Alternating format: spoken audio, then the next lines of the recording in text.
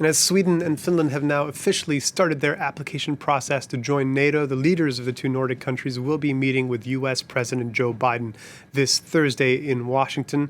Helsinki and Stockholm have left behind their historic non-alignment and decided to join the transatlantic alliance following the invasion of Ukraine. Their bid currently faced with opposition from one NATO member, Turkey. President Recep Tayyip Erdogan asking his Western partners to heed his concerns, especially the fact that Sweden has provided asylum to Kurdish individuals Ankara believes are terrorists. Our correspondent in D.C., Kethevane Gorjestani, told us more. It's a way of sending the message that the U.S. fully supports Finland and Sweden joining NATO. The White House calling it a historic moment, a watershed moment for European security.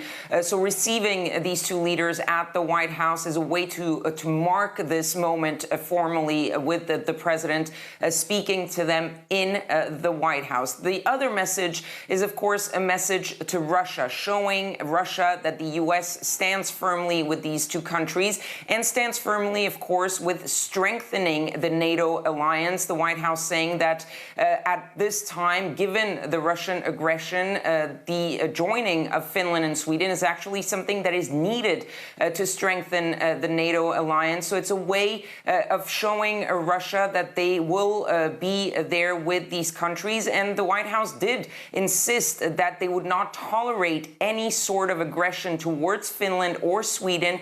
During this whole process, the National Security Advisor, Jake Sullivan, speaking earlier today, really made sure of that, made sure that this message was clear. He said that the U.S. stands ready to ensure deterrence and defense for Finland and Sweden will be there, even though they don't have the full benefits of the Article 5 of NATO. And finally, there is a message also to Turkey, as you mentioned, the Turkish leadership that is showing signs of being opposed to the joining of Finland and Sweden. And the United States is trying to send the message to Turkey to get on board with the rest of NATO members. And it seems that the White House is pretty confident.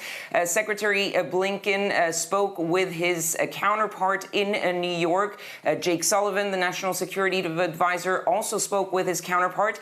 And Sullivan was very confident about getting Turkey on board. He said that Turkey's concerns can be addressed and that he expects that all these differences will be settled and that NATO will finally speak with one voice. So you're seeing there Washington being pretty confident that they can convince Turkey to get on board.